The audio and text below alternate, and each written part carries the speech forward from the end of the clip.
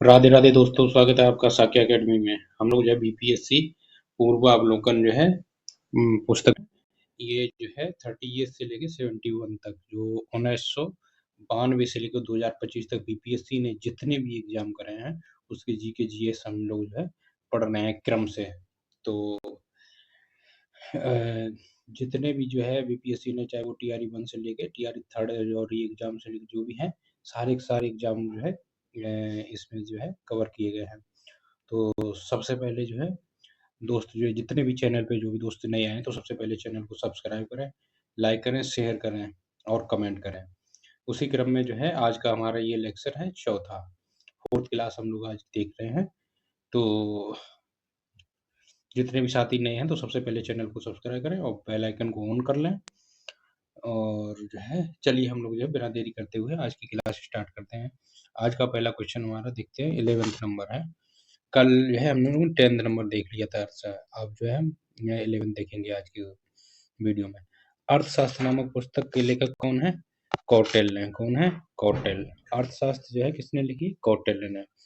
अगला क्वेश्चन है 12वां। जो इतिहास के जो प्राचीन और मध्यकाल के जो राजाओं और उनके द्वारा लिखी गई रचनाओं का मिलान पूछा है। तो उसमें सही मिलान कौन सा है? महेंद्र वर्मन जो है, ये मत्तविलास प्रहसन, ये किसने लिखी है? महेंद्र वर्मन ने, मत्तविलास प्रहसन। और बाकी जो है कल भी मेल दिया है, तो चलिए व्याख्या देखते हैं। चलिए व्याख्या क्या क्या है देख लेते हैं। चलिए व्याख्या देखते हैं। मत्तविलास प्रहसन किसने लिखी? महेंद्र वर्मन प्रथम ने। किसने लिखी? महेंद्र वर्मन प्रथम ने। ये जो कि ये सही था, ये सही मिलान था। उसके बाद अमुक्त माल्यद किसकी है? अमुक्त माल्यद ये किसी की है? कृष्णदेव राय की। किसकी है? कृष्णदेव राय की। अमुक्त माल्यद किसकी है? कृष्णदेव राय की। और सम्रांगण सूत्रधार, ये राजा भोज परमार वंश। किसकी है? राजा भोज जो है परमार वंश के द्वारा जो है सम्रांगण सूत्रधार लिखी गई है। उसके बाद मानसोल्लास किसकी है? सोमेश्वर तृतीय के। चलिए अगला क्वेश्चन हम लोग जो है 13 लिखते हैं। चलिए 13 क्वेश्चन क्या कहते हैं? पेरिप्लस ऑफ द एरिथियन सी किसने लिखी है? तो इसमें से जो है टेसियस, प्लेसियन, टांसी, स्टेमलो, लेकिन इनमें से किसी ने नहीं लिखी, तो कौन सा होगा? उपयुक्त में से कोई नहीं। चलिए इसकी व्याख्या देखते हैं, समझ में आएगा। पेरिप्लस ऑफ द एरिथियन सी एक ग्रीको रोमन पेरिप्लस जो है मैन्युस्क्रिप्ट डॉक्यूमेंट है। यह रोमन मिस्र के बंदरगाहों से नेविगेशन और व्यापार के अवसरों का वर्णन करता है। इसे लगभग 60 ईस्वी में एक अनाम व्यापारी ने लिखा। इसने भारत से आयात निर्यात की जाने वाली वस्तुओं का भी उल्लेख किया है। अगला क्वेश्चन कौन सा है? चौथा, सॉरी 14। पृथ्वीराज रासो किसने लिखी है? पृथ्वीराज रासो किसने लिखी है? चंद्रवरदाय ने। किसने लिखी है? पृथ्वीराज रासो जो है चंद्रवरदाय ने लिखी है।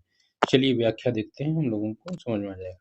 चौहान वंशी शासक जो पृथ्वीराज तृतीय थे, इनको राय पिथौरा के नाम से भी जाना जाता है। कि दरबारी कवि कौन थे? चंद्रवरदाय। पृथ्वीराज रासो की रचना इन्होंने ही की।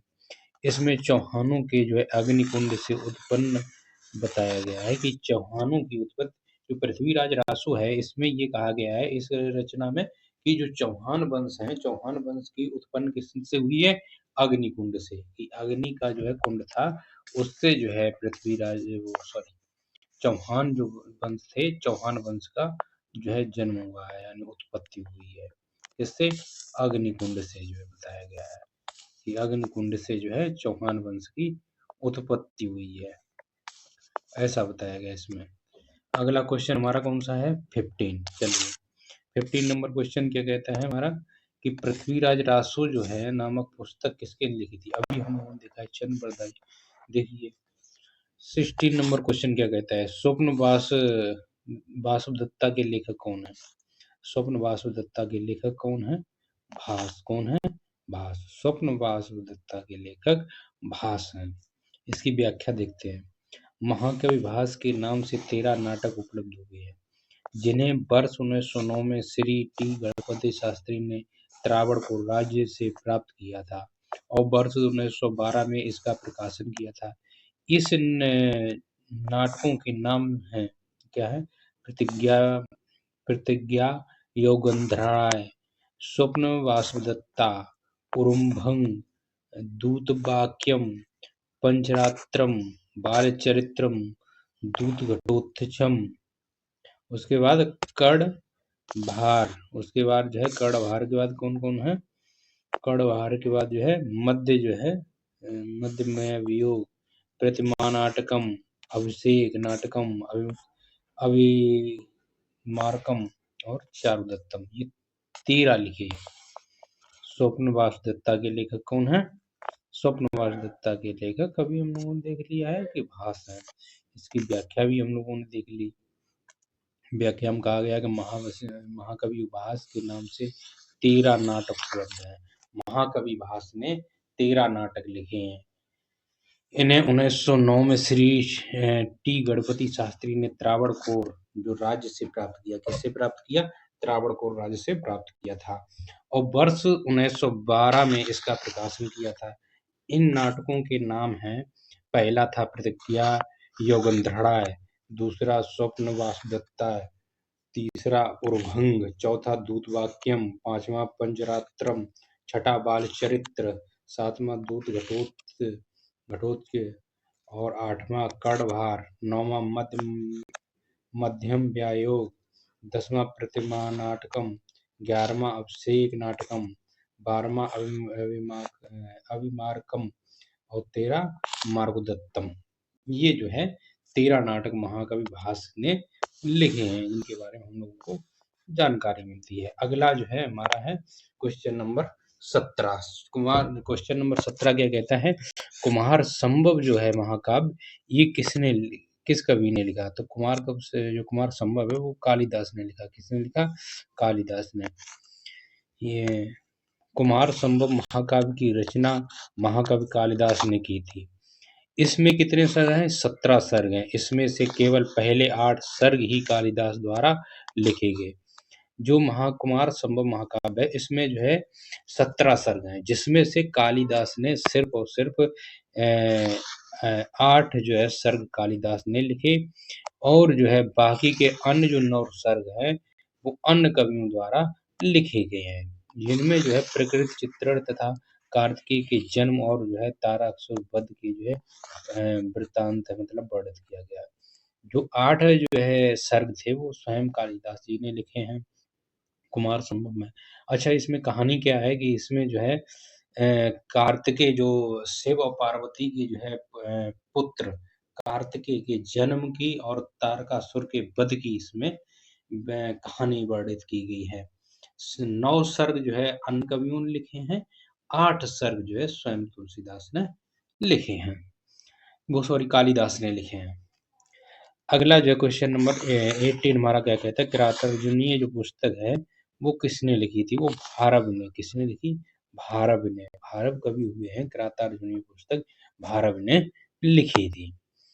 किरातार्जुनीय पुस्तक की जो है हम लोग जो है इसकी जो है व्याख्या देखते हैं। चलिए देखते हैं क्या है व्याख्या।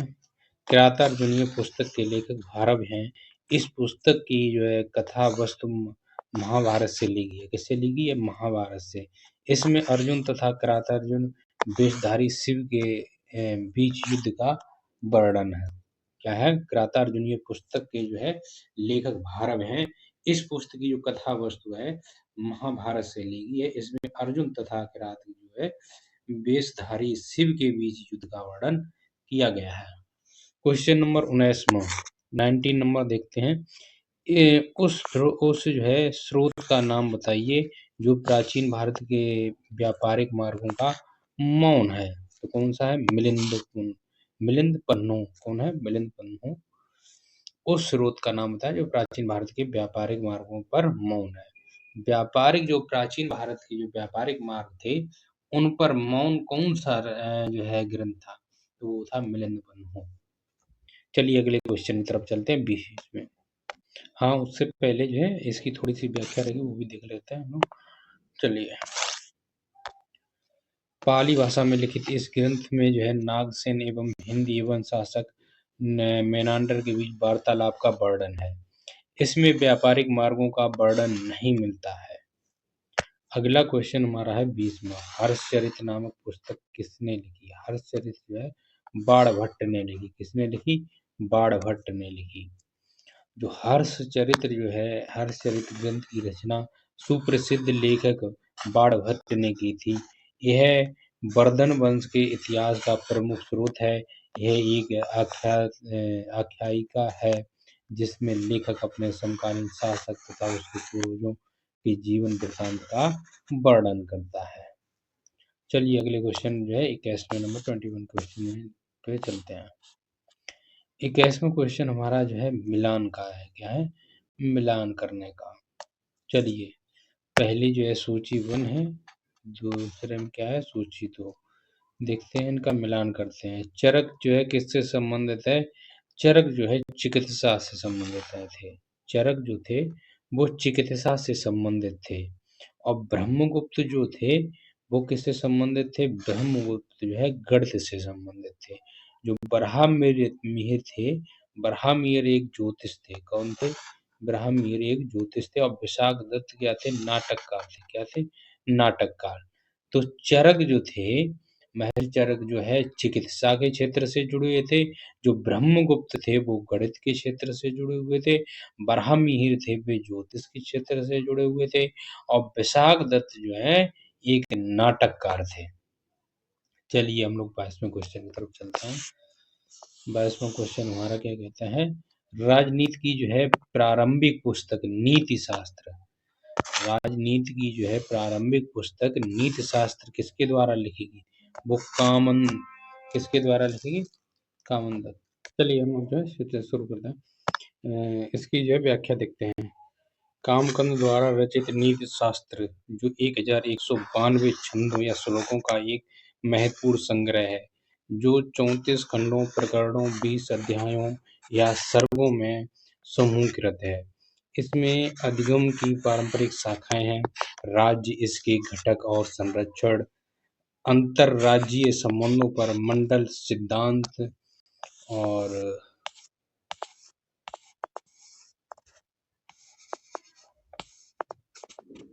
हाँ मंडल सिद्धांत और विभिन्न प्रकार की जो है नीतियां, युद्ध और शांति, कूटनीति और बुद्धिमत्ता, सैन्य संगठन और किन दोषों से बचना चाहिए, परिशिष्ट जो है तुलना के लिए, कौटिल्य के अर्थशास्त्र और कामन के नीतिशास्त्र की सामग्री को सूचीबद्ध करता है। अगला जो है इसका क्या है? अगला हम लोग देखते हैं पूर्व मध्यकाल। क्या देखते हैं? पूर्व मध्यकाल। पूर्व मध्यकाल का पहला क्वेश्चन क्या है? कर्नाट वंश जो है कौन सा? कर्नाट वंश का संस्थापक कौन था? कौन था? नान्यदेव। कौन था? नान्यदेव। कर्नाट वंश का संस्थापक नान्यदेव था। कर्नाट वंश के संस्थापक नान्यदेव 1097 से 1147 ईस्वी थे। वे एक जो है महान योद्धा थे। मान्यदेव ने कर्नाटक की राजधानी सिमरावगढ़ को बनाया। कर्नाट जो है वंश का शासनकाल 1097 से 1325 ईस्वी में मिथिला का स्वर्णयुग कहलाता है। चलिए अगले हम लोग जो है क्वेश्चन की तरफ, सेकंड नंबर क्वेश्चन की तरफ चलते हैं। कर्नाट वंश का अंतिम शासक कौन था? कर्नाट वंश का जो है अंतिम शासक कौन था? कर्नाट वंश का अंतिम शासक था हरि सिंह। कौन था? हरि सिंह। हरि सिंह कौन था? हरि सिंह। कर्नाट वंश का अंतिम शासक कौन था? कर्नाट वंश के अंतिम शासक हरि सिंह देव थे। ये कला और साहित्य के संरक्षक थे। तो इसके कला और साहित्य के संरक्षक थे। इन्होंने पंजीकरण व्यवस्था की शुरुआत की। इसी पंजीकरण व्यवस्था की शुरुआत की किसने? हरि सिंह, जो कि कर्नाट वंश के अंतिम शासक थे। अगला क्वेश्चन है तीसरा। तीसरा क्वेश्चन क्या कहता है? तीसरा क्वेश्चन जो है बिहार में जो विक्रमशिला विश्वविद्यालय के संबंध में कुछ कथन दिए गए हैं। इनको पढ़िए और उससे जो है उत्तर बताइए। पहला है कि यह बिहार के वर्तमान बांका जिले में कौन विक्रमशिला विश्वविद्यालय, सही बात है। दूसरा है इसकी स्थापना पाल वंश के राजा गोपाल प्रथम ने की थी, ये भी बात सही है। तीसरा है बौद्ध धर्म का वज्रयान संप्रदाय ने यहाँ फला फूला, ये गलत है। और इसका जो है चौथा है यहाँ खगोल विज्ञान, तर्कशास्त्र, कानून, व्याकरण और दर्शन जैसे अन्य विषय भी पढ़ाए जाते हैं, जो कि गलत है। तो इसका आंसर क्या होगा? First and second. चलिए अगला जो है इसकी व्याख्या देखते हैं। विक्रमशिला जो है विश्वविद्यालय महाविहार की स्थापना पाल शासक धर्मपाल ने की थी। यह बिहार के वर्तमान भागलपुर जिले में अवस्थित था। इस विश्वविद्यालय में बौद्ध धर्म की तंत्रयान शाखा वज्रयान का सर्वाधिक प्रभाव था। इसके अतिरिक्त इस विश्वविद्यालय में खगोल विज्ञान, तर्कशास्त्र, कानून, विधि, व्याकरण और दर्शन जैसे अन्य विषय भी पढ़ाए जाते थे। 12वीं शताब्दी के अंत में इस विश्वविद्यालय को मोहम्मद बिन बख्तियार खिलजी की सेना ने नष्ट कर दिया था। अगला जो है क्वेश्चन है चौथा नंबर। चौथा क्वेश्चन क्या कहता है? विक्रमशिला नामक प्राचीन विश्वविद्यालय की स्थापना बंगाल के जो है किस शासक ने की? तो ये किसने की थी? धर्मपाल ने। किसने की? धर्मपाल ने। विक्रमशिला नामक प्राचीन विश्वविद्यालय की स्थापना किसने की? धर्मपाल ने की। चलिए इसकी व्याख्या देखते हैं। विक्रमशिला के जो प्राचीन बौद्ध विश्वविद्यालय की स्थापना जो है विक्रमशिला के प्राचीन बौद्ध विश्वविद्यालय की स्थापना बंगाल के पाल वंशीय शासक धर्मपाल ने 770 से 810 ईस्वी के मध्य वह की थी। तिब्बती विद्वान लामा जो है तारानाथ के अनुसार 10वीं शताब्दी के आते जो है विक्रमशिला नालंदा विश्वविद्यालय में भी बृहद शिक्षा का केंद्र बन गया था। चलिए अगले क्वेश्चन की तरफ चल रहे हैं, 5वें क्वेश्चन की तरफ। 5वां क्या है? विक्रमशिला विश्वविद्यालय की किसके द्वारा स्थापित किया गया था? तो ये किसके द्वारा? धर्मपाल के द्वारा विक्रमशिला विश्वविद्यालय स्थापित किया गया था। अगला क्वेश्चन हम लोग जो है 6वें क्वेश्चन की तरफ चलते हैं। 6वां क्वेश्चन क्या कहता है? विक्रमशिला जो है शिक्षा केंद्र के संस्थापक कौन थे? धर्मपाल। कौन थे? धर्मपाल। आगे हम लोगों ने देखा है। चलिए अगले क्वेश्चन की तरफ चलते हैं। क्वेश्चन नंबर जो है 7 की तरफ चलते हैं। इसके क्वेश्चन नंबर 7। चलिए क्वेश्चन नंबर 7 क्या कहता है कि मैथिली भाषा का जो है विकास निम्न में किसके शासनकाल के दौरान शुरू हुआ था? तो मैथिली भाषा का जो है विकास जो है कर्नाट वंश के जो है शासनकाल के दौरान शुरू हुआ था। मैथिली भाषा का विकास कर्नाट और राजवंश 11वीं शताब्दी से लेकर 14वीं शताब्दी ईस्वी के शासनकाल में हुआ था। कर्नाट वंश का संस्थापक नान्यदेव थे। अगला क्वेश्चन है आंदेतपुर शिक्षा केंद्र निम्नलिखित में से किस राज्य में अवस्थित? आंदेतपुर जो है शिक्षा केंद्र निम्नलिखित में किस राज्य में अवस्थित था? तो ये कहाँ था? बिहार में। कहाँ था? बिहार में। ओदंतपुर शिक्षा केंद्र जो है बिहार जो है में स्थापित था। इसकी व्याख्या है ओदंतपुर, जिसे जो है उदंतपुर भी कहा जाता है, प्राचीन काल में एक प्रमुख शिक्षा केंद्र था। यह बिहार राज्य में अवस्थित था। इसकी स्थापना पाल वंश के प्रथम शासक गोपाल ने की थी। अगला क्वेश्चन जो है कौन सा है? 9वां क्वेश्चन। 9वां है कश्मीर का जो है अकबर कौन? कश्मीर का जो है 9वां क्वेश्चन क्या कहता है? 9वां क्वेश्चन कहता है कि कश्मीर का अकबर नाम से प्रसिद्ध सुल्तान कौन था? वो था सुल्तान जैनुल आबिदीन। सुल्तान जैनुल आबिदीन जो है कश्मीर का जो है अकबर के नाम से प्रसिद्ध था। इसकी व्याख्या देखते हैं कि अकबर के समान जो है धर्म सहिष्णु एवं सामाजिक कार्यों के लिए सुल्तान जैनुल आबिदीन को कश्मीर का अकबर कहा जाता है। उसने जो है संस्कृत में अनेक महत्वपूर्ण ग्रंथों का अनुवाद करना तथा मिट्टी और मंसूर बिन अहमद जैसे वैद्यवंश को जो है संरक्षण प्रदान किया था। चलिए अब हम लोग जो है मध्यकालीन भारत का इतिहास पढ़ेंगे। इसमें जो है सबसे पहले है भारत पर जो है मुस्लिम का आक्रमण देखते हैं। चलिए पहला क्वेश्चन देखते हैं क्या है। भारत में मोहम्मद गौरी ने किसको प्रथम अक्ता प्रदान किया था? किसको किया था? कुतुबुद्दीन ऐबक को। भारत में मोहम्मद गौरी ने किसको प्रथम अक्ता प्रदान किया था? मोहम्मद गौरी को। व्याख्या देखते हैं हम लोग। गौरी की विजयों के बाद शीघ्र ही उत्तर भारत में अक्ता प्रथा स्थापित हो गई। भारत में मोहम्मद गौरी ने कुतुबुद्दीन ऐबक को प्रथम अक्ता या इक्ता प्रदान किया था। 1192 से 1206 ईस्वी तक उसने गौरी के प्रतिनिधि के रूप में उत्तरी भारत के जो है विविध भागों का प्रशासन संभाला। इस अवधि में ऐबक ने उत्तरी भारत में तुर्की शक्ति का विस्तार किया। चलिए अगले क्वेश्चन की तरफ चलते हैं। दूसरे वाले क्या कहता है, चलिए।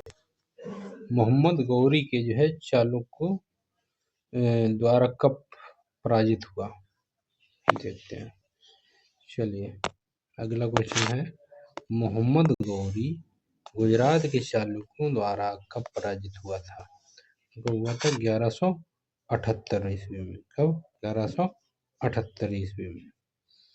उत्तर जो है इसकी व्याख्या क्या कहती है, चलिए देखते हैं व्याख्या देखते हैं। व्याख्या है इसकी, मोहम्मद गौरी ने 1178 ईस्वी में गुजरात पर आक्रमण किया। इस समय गुजरात का अहिलवाड़ चालुक्य शासक मूलराज द्वितीय था। उस समय जो है मूलराज द्वितीय की संरक्षिका उसकी विधवा माता नायक देवी ने गौरी के विरुद्ध चालुक्य सोलंकी सेना का नेतृत्व किया था। माउंट आबू पर्वत के पास जो है कसहरादा के मैदान में चालुक्य या सोलंकी सेना ने मोहम्मद गौरी को पराजित कर दिया। यह मोहम्मद गौरी की भारत की पहली हार थी। कुछ जो है स्रोत जो है क्या बताते हैं कि भीम द्वितीय के शासनकाल में मोहम्मद गौरी के आक्रमण 1178 ईस्वी का जिक्र मिलता है। संभवतः यह विवाद जो है मूलराज द्वितीय शासन काल के जो है 1178 ईस्वी में समाप्त होने और जो है भीम द्वितीय का शासनकाल 1178 ईस्वी में प्रारंभ होने का कारण है। किंतु जो है अधिकांश इतिहास मोहम्मद गौरी के आक्रमण जो 1178 ईस्वी के जो है समय गुजरात के चालुक्य सोलंकी शासक के रूप में मूलराज द्वितीय को ही स्वीकार करते हैं। चलिए अगला देखते हैं। अब जो है दिल्ली सल्तनत, क्या है? दिल्ली सल्तनत। चलिए दिल्ली सल्तनत देखते हैं। दिल्ली सल्तनत जो है गुलाम वंश, दिल्ली सल्तनत में किसका जो है शासन? गुलाम वंश का शासन। चलिए देखते हैं गुलाम वंश का जो है प्रथम शासक कौन था? गुलाम वंश का प्रथम शासक जो है कुतुबुद्दीन ऐबक था। कौन था? कुतुबुद्दीन ऐबक। गुलाम वंश का जो है प्रथम शासक कुतुबुद्दीन ऐबक था। चलिए इसकी व्याख्या देखते हैं। भारत के में गुलाम वंश का प्रथम शासक कुतुबुद्दीन ऐबक जो है था। ये जो है 1206 से लेके 1210 तक ईस्वी पर जो है गद्दी पर बैठा। वह जो है किसका, एक सेकेंड, वह जो है ऐबक नामक तुर्क जनजाति का था। किसका था? वह ऐबक नामक तुर्क जनजाति था। जो गुलाम वंश का प्रथम शासक कुतुबुद्दीन ऐबक जो 1206 से लेके 1210 ईस्वी तक जो है गुलाम वंश का जो है शासक बना और जो है वह जो है किसका था कि ऐबक नाम का जो है तुर्क जनजाति की था। किसका था? तुर्क नामक जनजाति का। बचपन में उसे जो है निसापुर के काजी फखरुद्दीन अब्दुल अजीज फूकी ने एक दास के रूप में खरीदा था।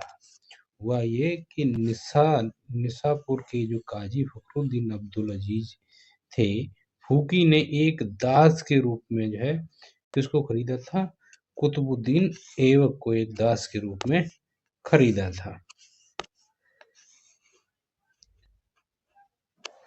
काजी ने जो है उसे उसकी जो है उचित ढंग से देखभाल की और सभी शिक्षाओं में पूर्ण कराया।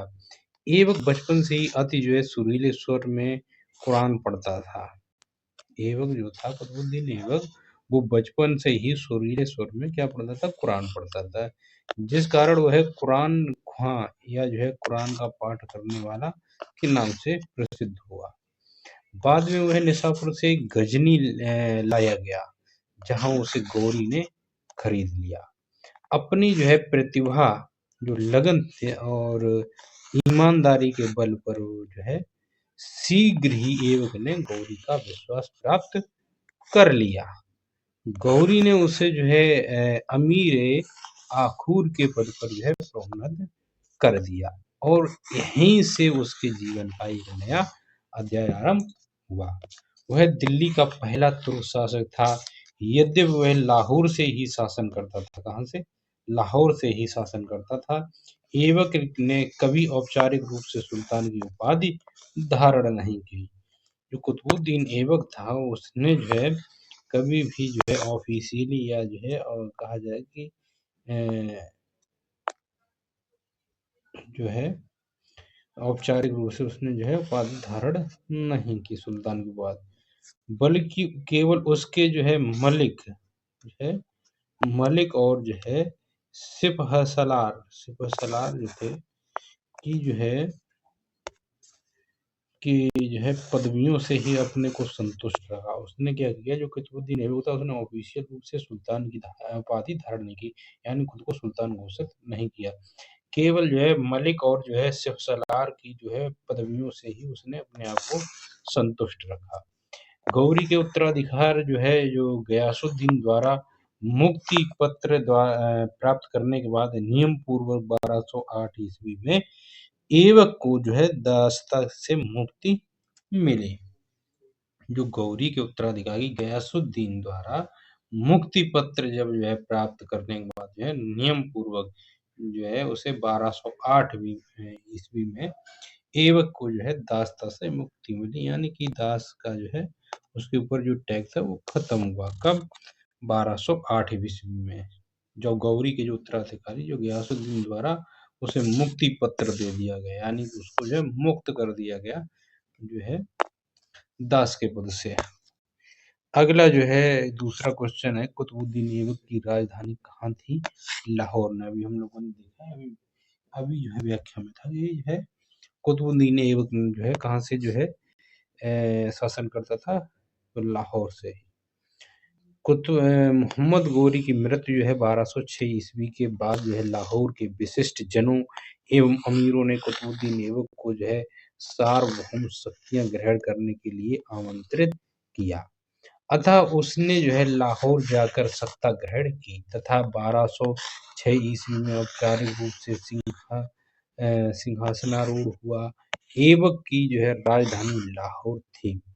गद्दी पर बैठने के बाद ऐबक के सामने सबसे बड़ी कठिनाई गौरी के दास और उसके राज्य के उत्तराधिकारी ताजुद्दीन यल्दौज और नसरुद्दीन कुवाचा की तरफ से की।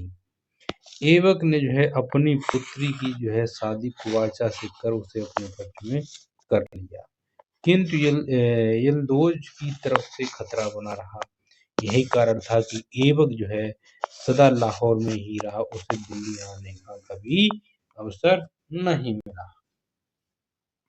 चलिए अगले क्वेश्चन की तरफ चलते हैं, तीसरे क्वेश्चन का। तीसरा क्वेश्चन हमारा क्या कहता है, मुस्लिम शासक जिसका साम्राज्य जो है दार उल इस्लाम का भाग माना जा रहा था। इसका मुस्लिम जो शासक था जिसका साम्राज्य दार उल इस्लाम का एक जो है भाग माना गया था, किसका था? किस शासक के? इल्तुतमिश। मुस्लिम शासक जिसका साम्राज्य दार उल जो है इस्लाम का एक भाग माना जाता था, इल्तुतमिश के शासनकाल को। इल्तुतमिश के काल में 1229 ईस्वी में बगदाद के खलीफा ने इल्तुतमिश को खिल्लत प्रदान की। अब जो है सल्तनत सैद्धांतिक रूप से बगदाद के खलीफा के अधीन द्वार उल इस्लाम का एक भाग बन गया है। चलिए अगले क्वेश्चन की तरफ चलते हैं। अगला क्वेश्चन हमारा जो है चौथा क्या कहता है, चलिए देखते हैं। इल्तुतमिश ने बिहार में अपना प्रथम सूबेदार नियुक्त किया था। किसको? मलिक जानी को जो है इल्तुतमिश ने बिहार में अपना प्रथम जो है सूबेदार नियुक्त किया। चलिए इसकी व्याख्या देखते हैं। इल्तुतमिश ने बिहार जो है शरीफ एवं बाढ़ पर अधिकार कर ताजमहल की पहाड़ियों में तेलियागढ़ी के समीप हिसामुद्दीन एवाज और शाही सेना के मध्य युद्ध हुआ। मिन्हाज के अनुसार अंततः दोनों पक्षों के मध्य संधि हो गई। इल्तुतमिश ने एवाज के स्थान पर मलिक जानी को जो है बिहार का सूबेदार नियुक्त किया। चलिए अगले क्वेश्चन की तरफ चलते हैं। पांचवें क्वेश्चन हमारा क्या कहता है, चलिए राजस्व के जो है राजस्व के उसके सिद्धांत प्रतिष्ठा, शक्ति और न्याय के सिद्धांतों पर आधारित थे। जो राजत्व जो थे कि जो उसके सिद्धांत क्या थे, प्रतिष्ठा, शक्ति और न्याय के सिद्धांतों पर आधारित थे। बलवन के बारे में ये शब्द किसने कहे? बलवन के बारे में कहा जाता है कि राजत्व की उसके सिद्धांत प्रतिष्ठा, शक्ति और न्याय के सिद्धांतों पर आधारित थे। बलवन के बारे में ये शब्द जियाउद्दीन बर्नी ने कहे थे। किसने कहे थे? जियाउद्दीन बर्नी। डॉक्टर आर के त्रिपाठी ने अपनी पुस्तक some aspect of Muslim administration में जो है बलवन के राजस्व की अवधारणा को समझते हुए कहा कि राजत्व के उसके सिद्धांत प्रतिष्ठा, शक्ति और जो है न्याय के सिद्धांतों पर आधारित थे। उन्होंने बलवन के जो है राजत्व के संदर्भ में प्रस्तुत अपने इस निष्कर्ष के लिए जियाउद्दीन बर्नी द्वारा बलवन के राजतत्व सिद्धांत के विषय में प्रस्तुत विवरण को आधार बनाया है। संभवतः इस कारण बिहार लोक सेवा आयोग द्वारा जारी अपने प्रारंभिक और अंतिम उत्तर पत्रक में उत्तर के रूप में विकल्प 2 को जो है सही माना गया। यानी कि राजत्व के जो है उसके सिद्धांत प्रतिष्ठा, शक्ति और न्याय के सिद्धांतों पर आधारित थे। बलवन के बारे में ऐसा जियाउद्दीन बर्नी ने कहा है। चलिए अगले क्वेश्चन की तरफ चलते हैं। छठवें क्वेश्चन की तरफ। अगला हमारा क्वेश्चन है छठा, क्या कहता है, चलिए छठा क्वेश्चन कहता है कि वह प्रथम मुस्लिम शासक कौन था जिसने शासन के सिद्धांत थ्योरी ऑफ किंगशिप को राजाओं के ईश्वरीय अधिकार सिद्धांत के समान जो है प्रतिपादित किया था। कौन था? बलवन। कौन था? बलवन। तो चलिए हम लोग जो है बलवन पढ़ते हैं। बलवन प्रथम मुस्लिम शासक था जिसके शासन के सिद्धांत को राजाओं की ईश्वरीय अधिकार सिद्धांत के समान प्रतिपादित किया था। इसके अनुसार सुल्तान पृथ्वी पर ईश्वर का प्रतिनिधि या नियामत एक खुदाई और उसका स्थान पैगंबर के पश्चात है। ऐसा किसके बारे में कहा गया था? बलवन के बारे में। राजा जिल्ले अल्लाह या जिल्ले इलाही अर्थात ईश्वर का प्रतिबिंब है। उसने पुत्र बुगरा खां से कहा, सुल्तान का पद निरंकुशता का सजीव प्रतीक है। चलिए अगले क्वेश्चन तरफ, सातवें क्वेश्चन। जिल्हा शब्द जो है का प्रयोग सबसे पहले किसने किया था? ये किसने किया था? बलवन ने। अभी हम लोगों ने जो है ऊपर जो है व्याख्या पढ़ी जिसमें कहा है, देखो बताया गया पिछले छठे क्वेश्चन में, राजा जिसे जिल्हे अल्लाह या जिल्ले इलाही अर्थात ईश्वर का प्रतिबिंब है, उसने पुत्र बुगरा खां से कहा, उसने अपने पुत्र जो है बलवन ने अपने पुत्र जो है बुगरा खां से क्या कहा कि सुल्तान का जो पद है निरंकुशता का सजीव प्रतीक है। किसका? निरंकुशता का। उसका मानना ये था कि जो है खुदा ने जो है पृथ्वी पे जो है राजा जो है ये जो सुल्तान का पद दिया है पृथ्वी पे, वो ही जो है ईश्वर के बाद जो है पृथ्वी का सुल्तान या भगवान है। चलिए अगला क्वेश्चन हम लोग जो है देखते हैं। आठवें क्वेश्चन पर चलते हैं। हमारा आठवां क्वेश्चन क्या कहता है? किस जो है दिल्ली सुल्तान ने रक्त एवं लहू की नीति अपनाई थी? किस दिल्ली सुल्तान ने रक्त एवं लहू की जो है नीति अपनाई थी, वो बलबन ने अपनाई थी। रक्त एवं लौह की नीति बलबन ने अपनाई थी। इसकी चलिए व्याख्या देखते हैं। बलबन के विषय में कहा गया है कि उसने रक्त और लौह की नीति अपनाई थी। बलबन के राजत्व सिद्धांत की दो मुख्य विशेषताएं थीं। प्रथम, सुल्तान का पद ईश्वर के द्वारा प्रदत्त होता है और द्वितीय, सुल्तान का निरंकुश होना आवश्यक है। जो बलबन था उसका ये मानना था कि जो सुल्तान का पद है ईश्वर के द्वारा प्रदत्त है, यानी कि सुल्तान जो है पद ईश्वर की देन है। ऐसा जो है बलबन का मानना था। और दूसरा उसका था कि सुल्तान निरंकुश होना चाहिए। कैसा निरंकुश? उसके अनुसार सुल्तान जो है पृथ्वी पर ईश्वर का प्रतिनिधित्व निधि जो है नियावत एक खुदाई है। जो बलबन था उसका ये मानना था कि जो पृथ्वी पर जो है ईश्वर का प्रतिनिधि है, यानी ईश्वर ने अपने प्रतिनिधि को सुल्तान के रूप में पृथ्वी पे भेजा, यानी कि दूसरा जो है भगवान नियाबत खुदाई जिसको कहा जाता है। और उसका जो है स्थान पैगंबर के पश्चात आता है। किसके पश्चात? पैगंबर के पश्चात उसका स्थान आता है। किसका? सुल्तान का। सुल्तान को कार्य करने की प्रेरणा और शक्ति ईश्वर से प्राप्त होती है। ये उसने कहा है, किसने? बलबन ने कहा है कि जो है सुल्तान को जो है शक्ति एवं प्रेरणा जो है काम करने की प्रेरणा और जो है ईश्वरी शक्ति किससे प्राप्त होती है?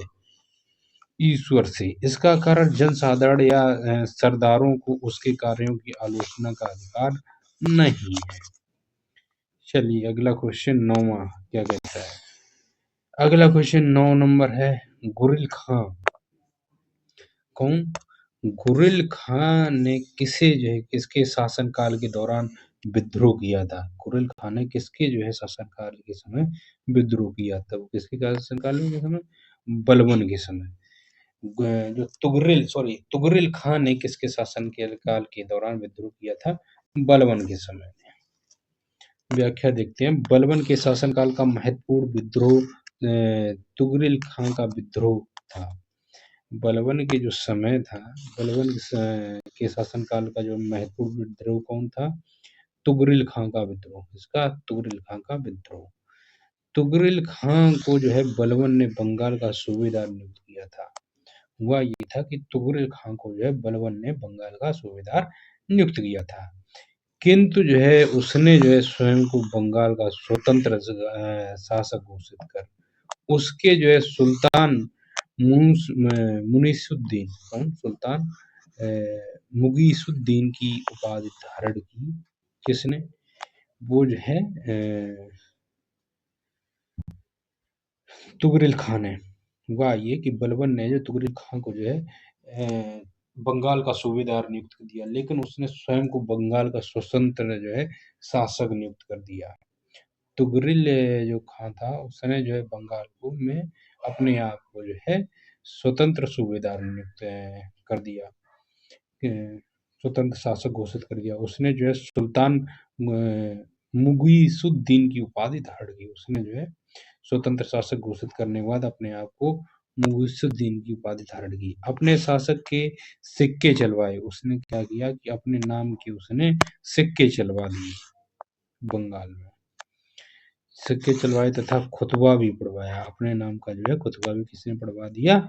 तुगरिल खां ने। चलिए अगले बार देखते हैं।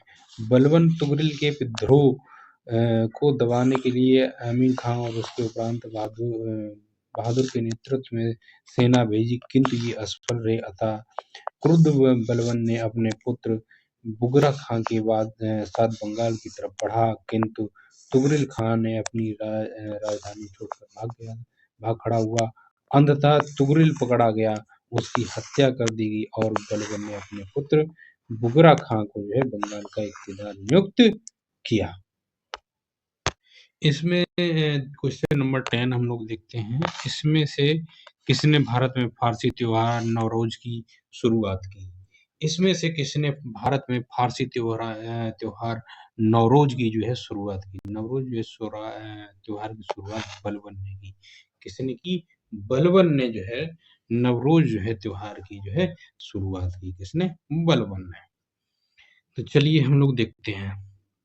गयासुद्दीन बलबन जो 1266 से 1287 ईस्वी तक गद्दी पर बैठा।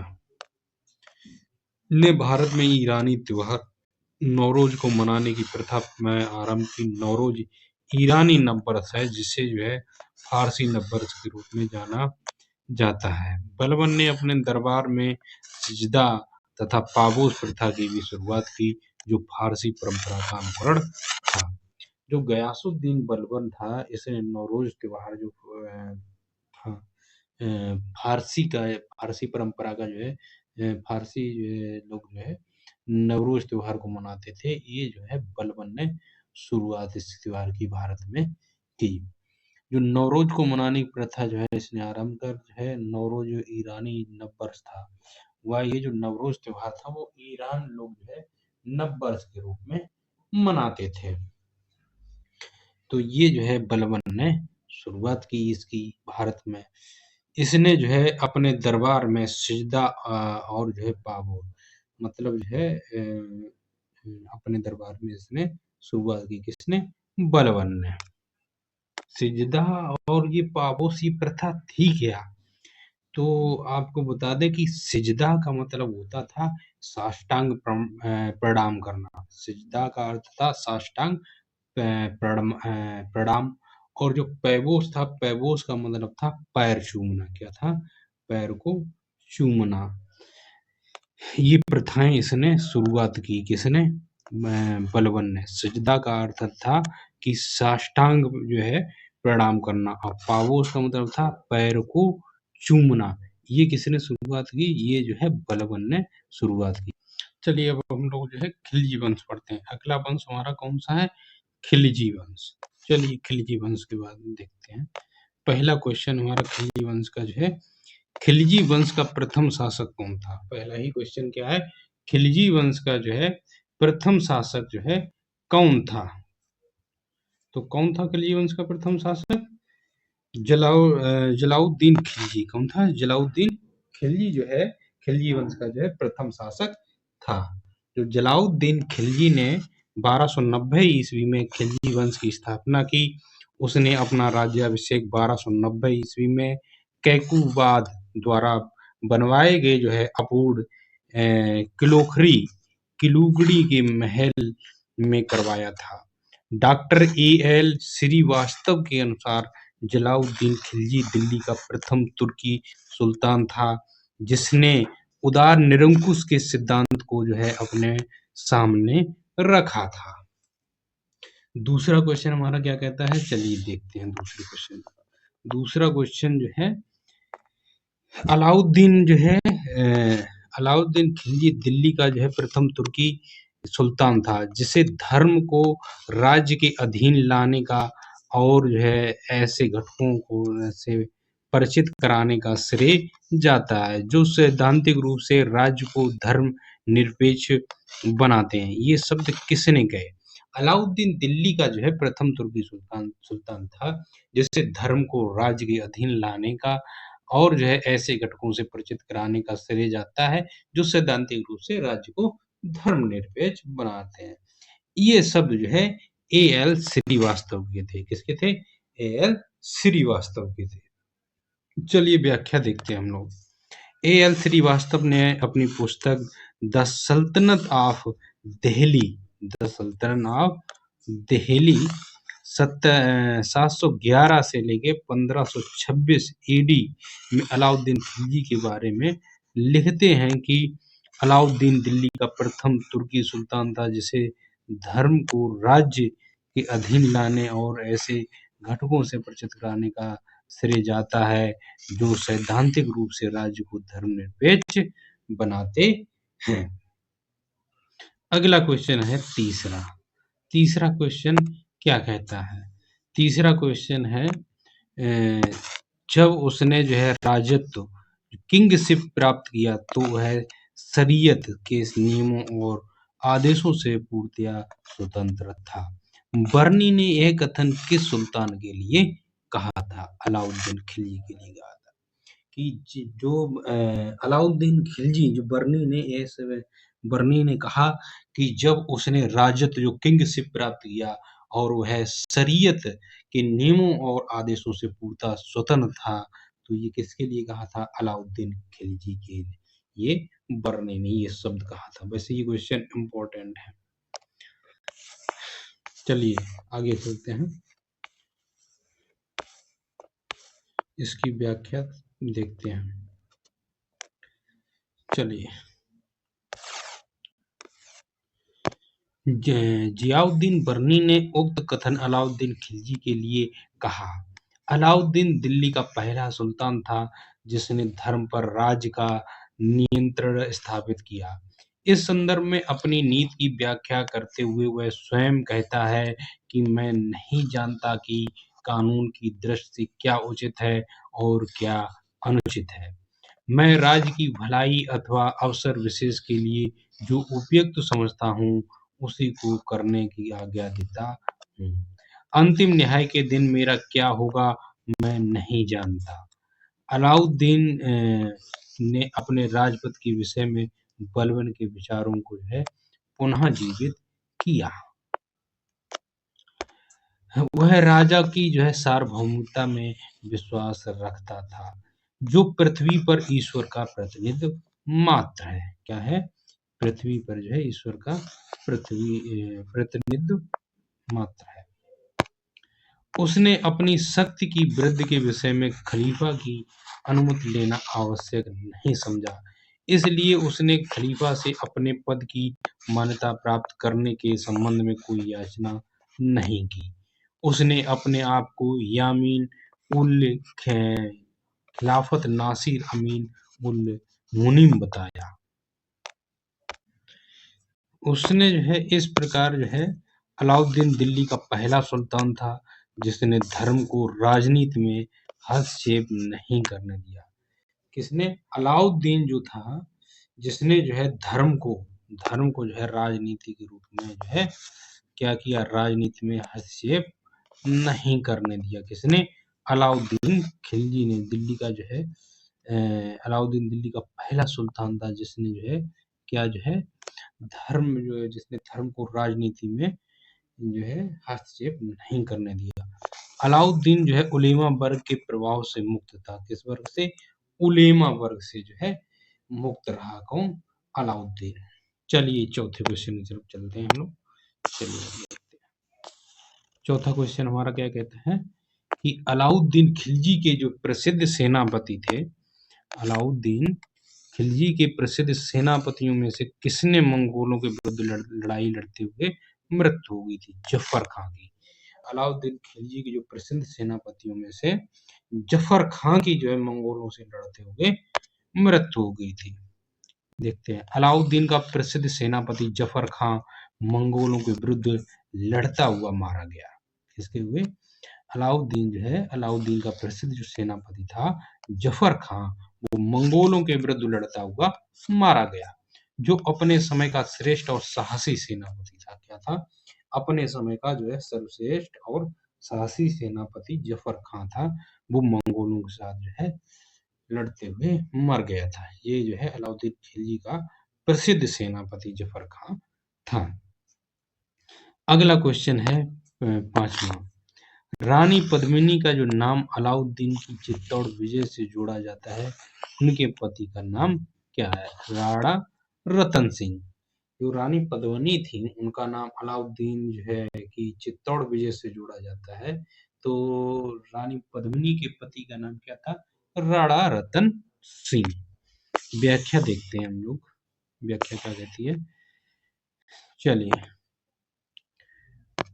पद्मिनी की कहानी का आधार 1540 ईस्वी में मलिक मोहम्मद जायसी द्वारा लिखित काव्य जो है पुस्तक पद्मावत है। इसके अनुसार पद्मिनी चित्तौड़ के राणा रतन सिंह की अत्यंत सुंदर और विदुषी पत्नी थी। अमीर खुसरो ने सुलेमान और रानी सैबा के प्रेम प्रसंग का उल्लेख अपने ग्रंथ में किया था और उसने अपने संकेतों में अलाउद्दीन की जो है समता सुलेमान से तथा पद्मिनी की तुलना सीवा से की। संभवतः इसी आधार को मानकर मलिक मोहम्मद जायसी ने पद्मावती की रचना की थी और राणा रतन सिंह की रानी पद्मिनी की कहानी बनी। अगला क्वेश्चन हमारा जो है छठा क्या कहता है? अलाउद्दीन खिलजी के आक्रमण के समय चित्तौड़गढ़ का शासक कौन था? राणा रतन सिंह। अलाउद्दीन खिलजी के आक्रमण के समय चित्तौड़गढ़ का जो है शासक कौन था? राणा रतन सिंह जो है चित्तौड़गढ़ का शासक था। चलिए आगे चलते हैं। हमारा अगला क्वेश्चन जो है 7वां क्वेश्चन है। अलाउद्दीन खिलजी के आक्रमण के समय देवगिरी का शासक कौन था? अलाउद्दीन जो खिलजी के आक्रमण के समय देवगिरी का शासक रामचंद्र देव था। कौन था? रामचंद्र देव जो है देवगिरी का शासक था। अलाउद्दीन खिलजी के शासक आक्रमण के समय देवगिरी का यादव वंशी शासक रामचंद्र देव था। कौन था? यादव वंश का जो है शासक था रामचंद्र। उस समय देवगिरी पे जो शासक थे वो यादव जो है थे, यादव वंश के शासक रामचंद्र देव थे।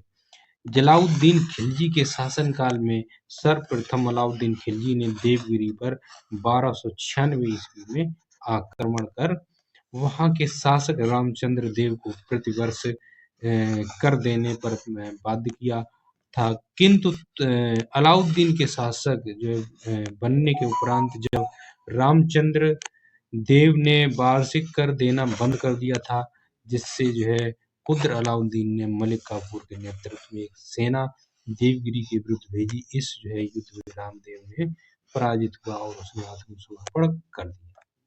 चलिए अगले क्वेश्चन 8वें क्वेश्चन की तरफ चलते हैं। 8वां क्वेश्चन हमारा क्या कहता है, देखते हैं। 8वां क्वेश्चन जो है हमारा, किस सुल्तान ने के काल में खालसा भूमि अधिक पैमाने में विकसित हुई? किस सुल्तान के काल में खालसा भूमि अधिक पैमाने में विकसित हुई? किसके काल में? अलाउद्दीन खिलजी के काल में खालसा भूमि अधिक पैमाने पर विकसित हुई। अलाउद्दीन की जो राजस्व और लगान व्यवस्था का मुख्य उद्देश्य एक शक्तिशाली और निरंकुश राज्य की स्थापना करना था। उसने उन जो है व्यक्तियों से भूमि छीन ली जिन्हें मिल्क, इदरार, इनाम तथा वक्फ धर्मार्थ प्राप्त हुई भूमि आदि के रूप में मिली थी। फलतः जो है खालसा भूमि अधिक पैमाने पर विकसित हुई। 9वां क्वेश्चन हमारा क्या कहता है, किस सुल्तान ने जमीन में फसल की जो है नपाई का आधा राजस्व के रूप में दावा किया? तो कौन था? अलाउद्दीन खिलजी। अलाउद्दीन खिलजी ने जो है जमीन में फसल की नपाई का आधा राजस्व के रूप में दावा किया। चलिए देखते हैं आगे इसकी व्याख्या। 9वें क्वेश्चन की व्याख्या क्या कहती है, चलिए देखते हैं। अलाउद्दीन खिलजी दिल्ली सल्तनत का पहला सुल्तान था जिसने भू राजस्व नीति में कुछ परिवर्तन किए थे। उसने उपज का 50% भू राजस्व के रूप में निश्चित किया, जिसे अनाज के रूप में लेने के लिए जोर दिया गया। इससे जो है पूर्व बलबन और इल्तुतमिश ने भू राजस्व उपज की 1/3 दर से अधिक नहीं लिया था।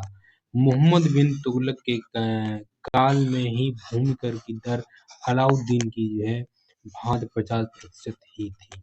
यद्यपि इस प्रश्न में विकल्प सी और डी दोनों सही हैं, किंतु बिहार लोक सेवा आयोग ने अंतिम उत्तर में इस विकल्प को, कौन सा विकल्प को, सी को सही माना, जबकि इस क्वेश्चन में 2 विकल्प सही है।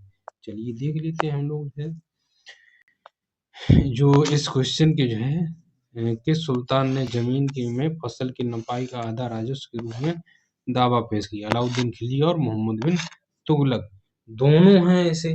इसमें दोनों का जिक्र भी किया गया कि मोहम्मद बिन तुगलक के जो है, सॉरी देख लीजिए एक बार सही से, मोहम्मद बिन तुगलक के काल में भी भूमि की जो है दर अलाउद्दीन की भांति कितनी थी? 50% थी।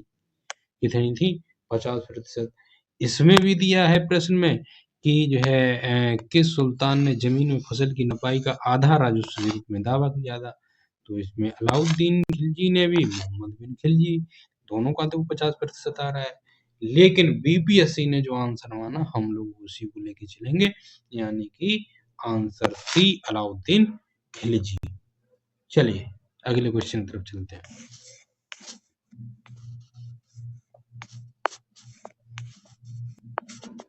चलिए अगले क्वेश्चन है 10वां क्वेश्चन, देखते हैं 10वां क्वेश्चन हमारा क्या कहता है। अलाउद्दीन खिलजी द्वारा जो है समुद्रगुप्त की विजय के लिए किसे नियुक्त किया गया? ये कहा गया है कि अलाउद्दीन खिलजी द्वारा द्वार समुद्र की विजय के लिए किसे नियुक्त किया गया? अलाउद्दीन खिलजी द्वारा द्वार समुद्र की विजय के लिए किसे नियुक्त किया गया था? मलिक काफूर को द्वार समुद्र की विजय के लिए नियुक्त किया गया। अलाउद्दीन खिलजी द्वारा द्वार समुद्र की विजय के लिए मलिक काफूर को नियुक्त किया गया था। होयसल की राजधानी द्वार समुद्र थी और वहां का शासक भी बल्लाल तृतीय था। दक्षिण भारत के अधिकांश भागों के विजय का श्रेय मलिक काफूर को जाता है। अगला क्वेश्चन 11 निम्नलिखित में से किस सुल्तान ने निजामुद्दीन औलिया ने भेंट करने से इनकार कर दिया था? किस सुल्तान ने निजामुद्दीन औलिया से भेंट करने से इनकार कर दिया था? वो जलाउद्दीन खिलजी ने। जलाउद्दीन खिलजी ने जो निजामुद्दीन औलिया थे उनसे भेंट करने के लिए उसने मना कर दिया था।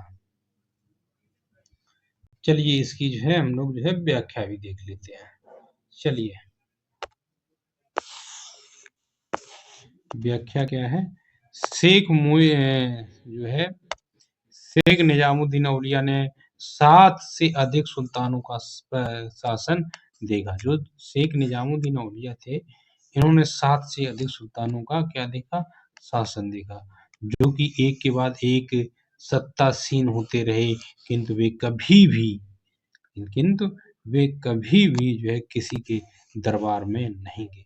जो निजामुद्दीन औलिया थे उन्होंने 7 से अधिक सुल्तानों का शासन देखा, किंतु वे एक के बाद एक सत्तासीन होते रहे, किंतु वे कभी भी किसी के दरबार में नहीं गए। सुल्तान जलाउद्दीन खिलजी संभवतः पहला शासक था। कौन?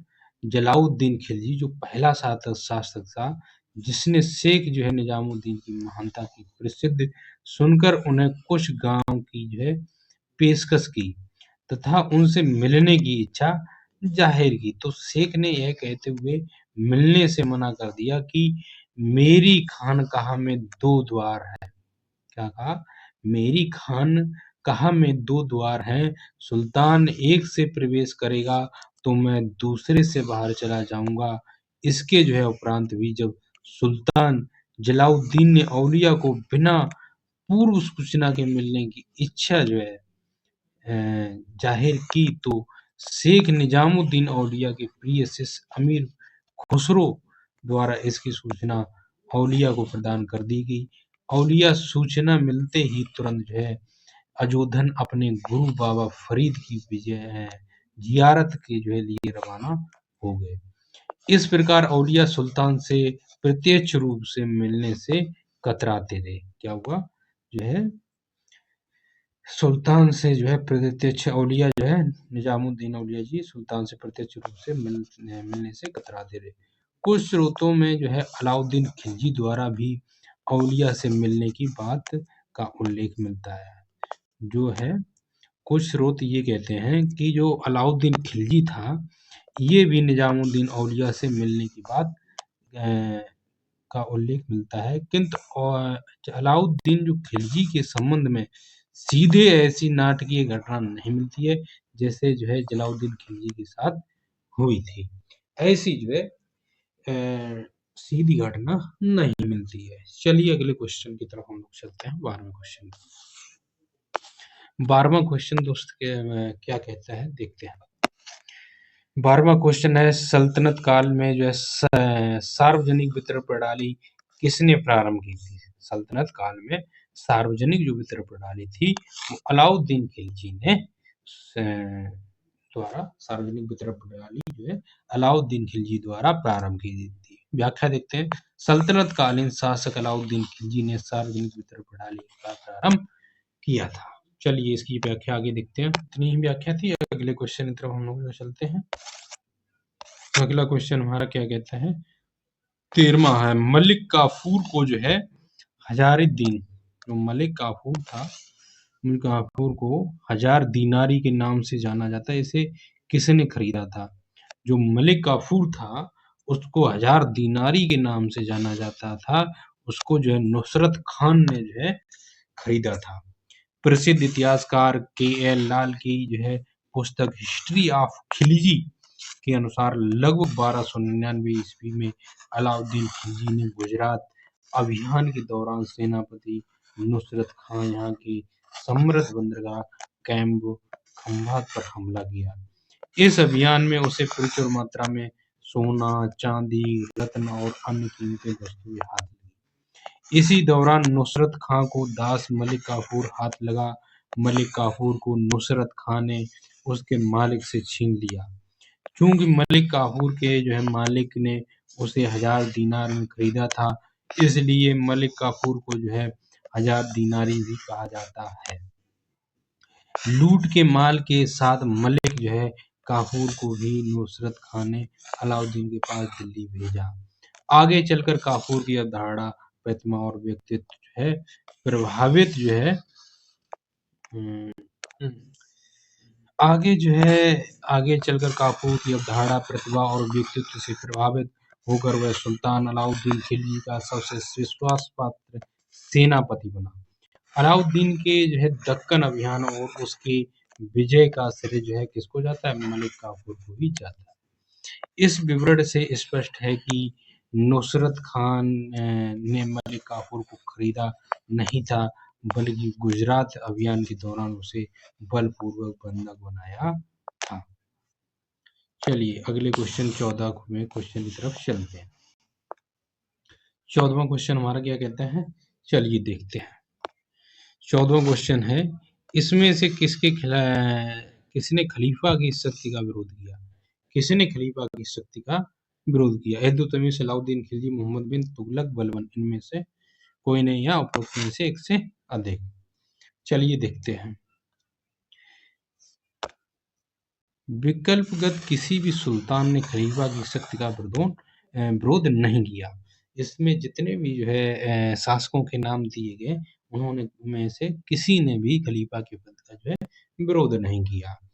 इल्तुतमिश ने खलीफा से मान्यता प्राप्त की थी, परंतु बंगाल के सुल्तान गयासुद्दीन ने भी खलीफा से मान्यता प्राप्त की थी, जिस पर आक्रमण कर सुल्तान इल्तुतमिश ने एक तरीके से खलीफा की सत्ता का विरोध भी किया था। अलाउद्दीन खिलजी, बलबन, मोहम्मद बिन तुगलक सभी व्यवहारिक रूप से स्वतंत्र शासक ही थे, लेकिन किसी ने खलीफा की शक्ति या सत्ता का विरोध नहीं किया था। केवल मुबारक खिलजी था जिसने स्वयं खलीफा घोषित किया था। जिसने स्वयं खलीफा घोषित किया था। केवल मुबारक खिलजी था जिसने स्वयं खलीफा घोषित किया था। खलीफतुल्लाह की उपाधि धारण की थी। इस तरह उसने खलीफा की सत्ता का विरोध किया था। चलिए आगे चलते हैं।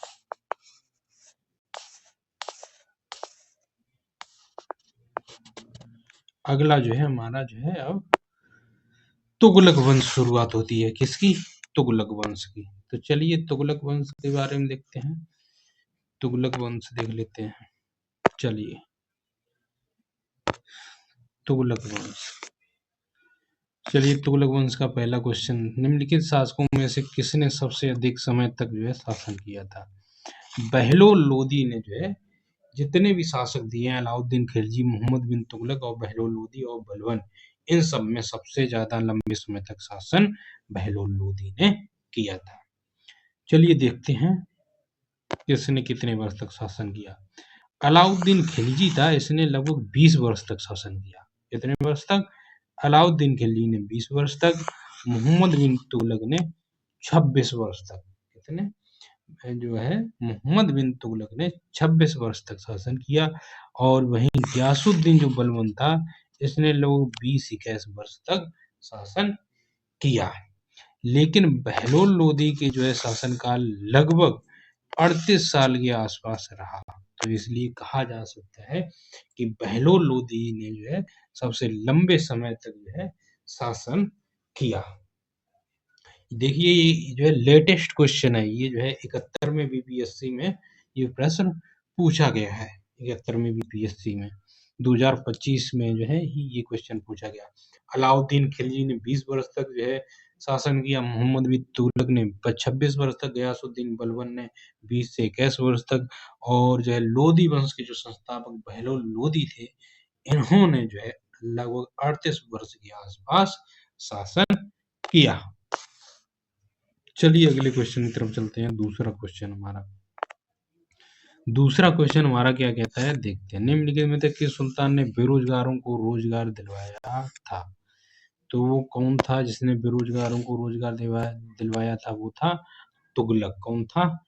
तुगलक था जिसने बेरोजगारों को रोजगार दिलवाया। फिरोज शाह जो तुगलक ने सामान्य लोगों की भलाई के लिए कुछ उपकार के कार्य किए। किसने?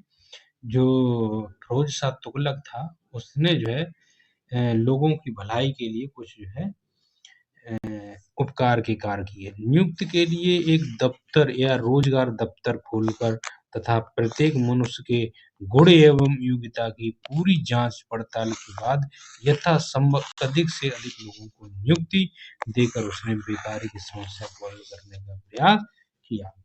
तो ये कहा जाए कि बेरोजगारों को रोजगार दिलवाया किसने?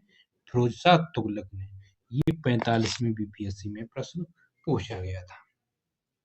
चलिए अगला क्वेश्चन की तरफ चलते हैं। तीसरे क्वेश्चन पे, निम्नलिखित में से किस सुल्तान के दरबार में सबसे अधिक गुलाम थे? तो ये किसके जो है दरबार में सबसे अधिक गुलाम थे? निम्नलिखित में किस सुल्तान के दरबार में सबसे अधिक गुलाम थे? फिरोज तुगलक के दरबार में सर्वाधिक गुलाम थे। किसके? फिरोज तुगलक के दरबार में सर्वाधिक गुलाम थे। चलिए अगले क्वेश्चन की तरफ चलते हैं।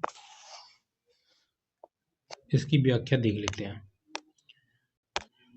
इसकी व्याख्या है, राज्य के जो है खर्च पर हज की व्यवस्था करने वाला पहला भारतीय शासक फिरोज तुगलक था। उसने दार उल सफा नामक एक जो है खैराती अस्पताल की स्थापना की और उसमें कुशल हकीम रखे गए।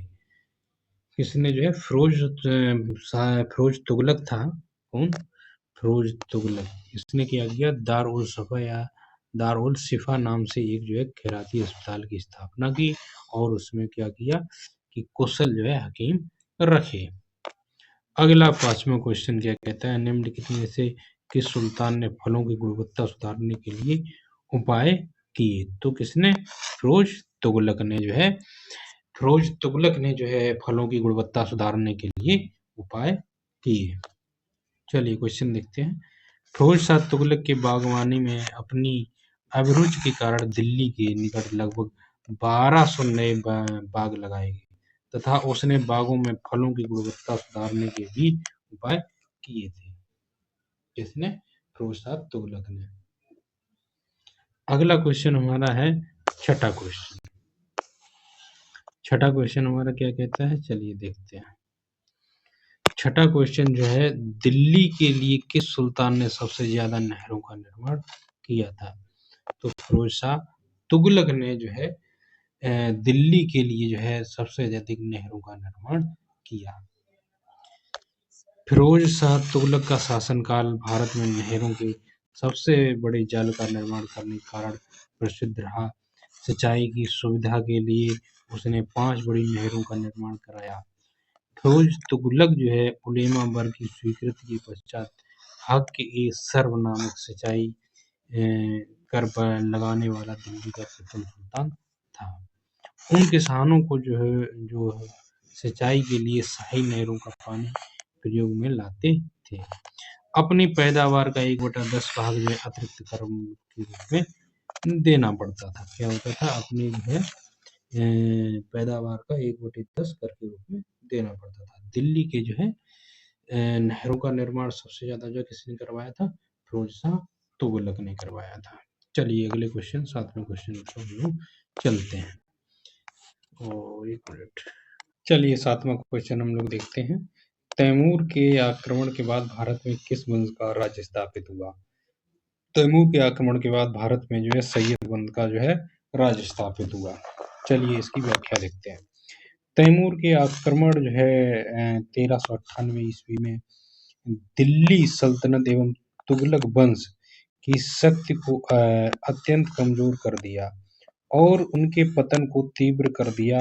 1412 ईस्वी में नसरुद्दीन मोहम्मद शाह की मृत्यु के साथ ही तुगलक वंश का अंत हो गया।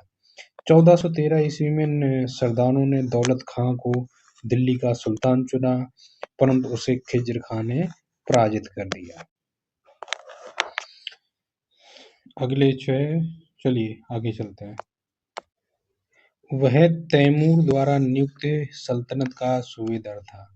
हुआ ये कि वह जो है तैमूर द्वारा नियुक्त सुल्तान का सूबेदार था।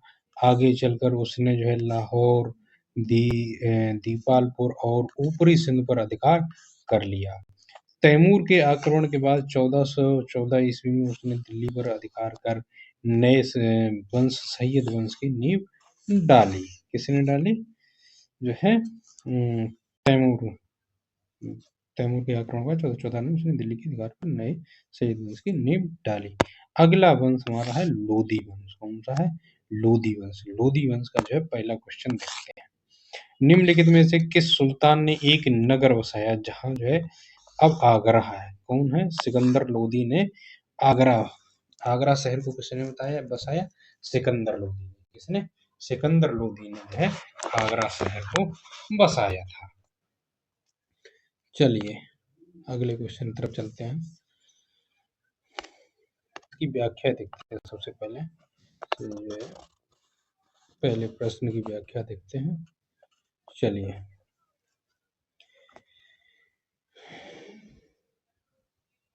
इसकी व्याख्या क्या कहती है? 1504 ईस्वी में सिकंदर लोधी ने राजस्थान के शासकों पर नियंत्रण के उद्देश्य से यमुना नदी के किनारे आगरा नामक नवीन नगर बसाया और इसे अपनी राजधानी बनाया। उसने जो है कृषि और व्यापार की उन्नति के लिए प्रयत्न किया। नाप का पैमाना गज ए सिकंदरी उसी के समय में आरंभ किया गया। उसने निर्धनों के लिए मुफ्त भोजन की जो है व्यवस्था की। उसके समय में योग्य व्यक्तियों की एक सूची बनाकर प्रत्येक 6 माह पश्चात उसके सामने प्रस्तुत की जाती थी। वह शिक्षित और विद्वान था। उसके स्वयं के आदेश से एक आयुर्वेदिक ग्रंथ का फारसी में अनुवाद किया गया, जिसका नाम जो है फरहंग ए सिकंदरी रखा गया। उसके जो है समय में गायन विद्या का एक श्रेष्ठ ग्रंथ लज्जत ए सिकंदर शाही की रचना हुई। सिकंदर लोधी जो है शहनाई सुनने का बहुत शौकीन था। वह गुरुलिपि उपनाम से कविताएं लिखता था। किस नाम से लिखता था? गुलरुखी के नाम से जो है कविताएं लिखता था।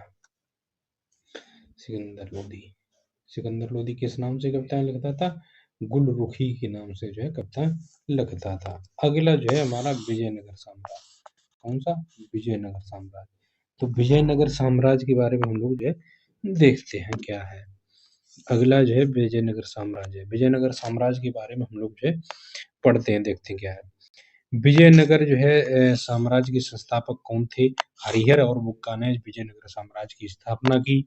विजयनगर साम्राज्य की स्थापना मोहम्मद बिन तुगलक के शासनकाल में 1336 ईस्वी में हरिहर एवं बुक्का नामक 2 भाइयों द्वारा की गई थी। इस राज्य की जो राजधानी कहाँ थी? हम्पी थी, जो कि तुंगभद्रा नदी के किनारे स्थित थी।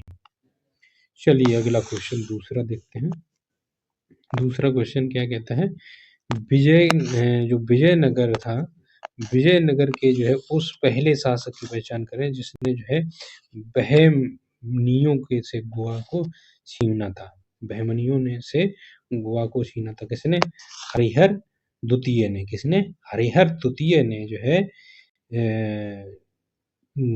बहमनियों से गोवा को छीना था। हरिहर द्वितीय ने बहमनियों से गोवा को छीना था। चलिए व्याख्या देखते। 1377 ईस्वी में बुक्का की मृत्यु के बाद उसका पुत्र हरिहर द्वितीय 1377 से 1404 ईस्वी में सिंहासन पर बैठा। उसने महाराज धीराज की उपाधि ग्रहण की। उसने कनारा, मैसूर, तिरुचिनापल्ली, कांची आदि प्रदेशों को जीता और श्रीलंका के राजा से राजस्व वसूल किया। बहमनी राज्य से भी उसका संघर्ष हुआ। हरिहर द्वितीय की सबसे बड़ी जो है सफलता पश्चिम में बहमनी राज्य से हुआ था। वह शिव विरूपाक्ष रूप का उपासक था। किसका? शिव विरूपाक्ष का उपासक था। अगला क्वेश्चन देखते हैं तीसरा। विजयनगर के राजा कृष्णदेवराय ने गोलकुंडा का युद्ध किस राजा के साथ लड़ा था? तो ये कुली कुतुब शाह के, विजयनगर के जो राजा थे कृष्णदेवराय ने गोलकुंडा का युद्ध कुली कुतुब शाह के साथ लड़ा था। किसके साथ? कुली कुतुब शाह के साथ जो है गोलकुंडा का उन्होंने युद्ध लड़ा था। किसने? कृष्णदेवराय ने जो है। विजयनगर के राजा कृष्णदेवराय ने गोलकुंडा का युद्ध गोलकुंडा के जो सुल्तान कुली कुतुब शाह के साथ लड़ा था। गोलकुंडा में कुतुब शाही वंश की स्थापना कुली कुतुब शाह ने की थी। जब कृष्णदेवराय उड़ीसा के साथ युद्ध में व्यस्त थे तब जो है कुतुब शाह ने विजयनगर की सीमा पर स्थित पांगल और कुंटू के दुर्ग पर आक्रमण किया तथा वारंगल को कोड़बिंदु आदि के किले जीत लिए। इसके पश्चात उसने विजयनगर पर आक्रमण करने का प्रयास किया। कृष्णदेवराय और कुतुब शाह के बीच संघर्ष हुआ तथा कुतुब शाही सेना पराजित हुई। अगला क्वेश्चन हमारा है चौथा क्वेश्चन। चौथा क्वेश्चन जो है क्या कहता है? विजयनगर साम्राज्य की वित्तीय व्यवस्था की मुख्य विशेषता क्या थी? तो क्या थी? भू राजस्व। विजयनगर जो है साम्राज्य की वित्तीय व्यवस्था की मुख्य विशेषता क्या थी? भू राजस्व थी। चलिए अगले को इसकी जो है व्याख्या भी देखते हैं क्या कहते हैं। चलिए व्याख्या देखते हैं। व्याख्या कहती है विजयनगर राज्य को विभिन्न स्रोतों से आय प्राप्त होती थी। यदा भू राजस्व, संपत्ति कर, व्यापारिक कर, व्यवसायिक कर, उद्योगों पर लगाए जाने वाले कर, सामाजिक और सामुदायिक कर तथा अपराधों के लिए आयोजित अर्थदंड, भूमि का भली-भांति सर्वेक्षण किया जाता था और उपज का 1/6 भाग भूमि कर के रूप में वसूल किया जाता था। 1/6 भाग भूमि कर ये जो है कर का जो है एक कर ही आदर्श दशा थी, किंतु वास्तव में भूमि की उपज के आधार पर यह 1/6 से 1/3 के बीच होती थी। शिष्ट भूमि कर नामक कर जो है राज्य की आय का प्रमुख स्रोत था। केंद्रीय राजस्व विभाग को 58वें अश्वस्थन या अथवन कहा जाता था। चलिए अगले क्वेश्चन की तरफ चल लेते हैं। अगला क्वेश्चन कौन सा है? पांचवा क्वेश्चन। पांचवा क्वेश्चन, विजयनगर साम्राज्य का अवशेष कहाँ मिलता है? विजयनगर का साम्राज्य कहाँ मिलता है? हम्पी में। विजयनगर जो है साम्राज्य का जो है अवशेष हम्पी में मिलते हैं। चलिए इसकी व्याख्या देखते हैं क्या कहते हैं इसकी व्याख्या। चलिए देखते हैं। हम्पी के जो है खंडहर वर्तमान में जो कि कर्नाटक में, कहाँ पे है? हम्पी के खंडहर जो वर्तमान में कर्नाटक में अवस्थित है, विजयनगर साम्राज्य की जो है प्राचीन राजधानी का प्रतिनिधित्व करते हैं। प्रसिद्ध विरूपाक्ष जो मंदिर है यहीं पर अवस्थित है। जो विरूपाक्ष मंदिर है वो कहाँ अवस्थित है? विजयनगर का जो है कहाँ पे है? कर्नाटक में ही। हम्पी जो है यूनेस्को की विश्व विरासत स्थलों की जो है सूची में सम्मिलित है। अगला प्रश्न है कि फारसी यात्री जो अब्दुल रज्जाक जो है भारत में किस राजा के शासनकाल में भारत आया था? जो अब्दुल रज्जाक था फारसी जो है यात्री अब्दुल रज्जाक भारत में किसके राजा के शासनकाल में आया था? देवराय द्वितीय के। किसके? देवराय द्वितीय के शासनकाल में भारत आया था। फारसी राजदूत अब्दुल रज्जाक संगम वंश के शासक देवराय द्वितीय के कार्यकाल में 1422 से 46 ईस्वी के शासनकाल में विजयनगर साम्राज्य आया था। 1422 से लेके 1446 तक जो है देवराय द्वितीय का शासनकाल रहा। उस शासनकाल में जो है भारतीय जो है वो फारसी राजदूत अब्दुल रज्जाक जो है भारत में आया था। चलिए अगला क्वेश्चन देखते हैं। सातवां क्वेश्चन क्या कहता है? इनमें से किस प्रसिद्ध शासक ने अपनी माता के नाम पर विजयनगर के पास जो है नागालपुरम की एक उपनगरीय बस्ती की स्थापना की थी? किसने? कृष्णदेवराय ने। कृष्णदेवराय ने जो है विजयनगर के पास नागालपुरम की जो है एक उपनगरीय बस्ती की स्थापना अपनी माँ के नाम से की थी। चलिए देखते हैं। कृष्णदेव राय जो है 1509 से लेकर 1529 ईस्वी के बीच में विजयनगर साम्राज्य के जो है कि तुलुप वंश के शासक थे। किसके थे? तुलुप वंश के शासक थे। इन्होंने विजयनगर साम्राज्य का जो सर्वाधिक प्रतापी ये जो है गए थे, इन्हें जो है विजयनगर साम्राज्य का सर्वाधिक प्रतापी शासक माना जाता है। कृष्णदेव राय ने अपनी माता नागालंबा के जो है नाम पर, अपनी माता नागालंबा के नाम पर नागालंबापुरम, जिसे वर्तमान में नागालपुरम जो है या नागलापुरम कहा जाता है, आंध्र प्रदेश में राज्य में तिरुपति जिले में स्थित है, इसकी स्थापना की। किसने की थी? कृष्णदेव राय ने। कृष्णदेव राय ने विजयनगर के पास जो है नागालपुरम की एक उपनगरीय बस्ती की उन्होंने स्थापना करी थी अपनी माँ का नाम से। किस नाम से? नागालपुरम या नागलापुरम, नागालपुरम या नागलापुरम। ये जो है आंध्र प्रदेश के जो है तिरुपति जिले में इसकी स्थापना करी अपने माँ के नाम से। अगला क्वेश्चन है हमारा 8वां। कौन सा क्वेश्चन है हमारा? 8वां क्वेश्चन। 8वां क्वेश्चन हमारा क्या कहता है कि सन 1500 कितना? सन जो है सन 1565 में, कब? 1565 में कौन सा प्रसिद्ध युद्ध हुआ था?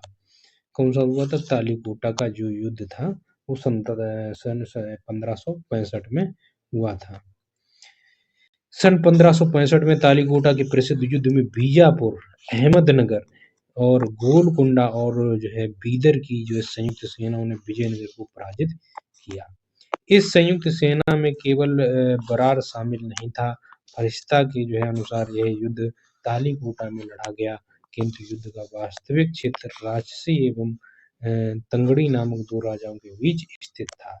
तालीकोटा के युद्ध के समय विजयनगर का शासक सदाशिव राय था, किंतु जो है वास्तविक शक्ति उसके मंत्री राम राय के जो है हाथों में थी। चलिए आज के लिए इतना ही। थोड़ी व्याख्या हो रहा है, ये भी देख लेते हैं, फिर आज यहीं रखते हैं। हाँ, राम शाह एक जो है योग्य सेनापति था। उसने बहमनी राज्यों के जो है मुस्लिम शासकों के मध्य फूट डालने का प्रयास किया, किंतु सफल नहीं हुआ। तालीकोटा के जो इसी युद्ध में हुसैन निजामुल शाह ने अपने हाथों से क्या किया?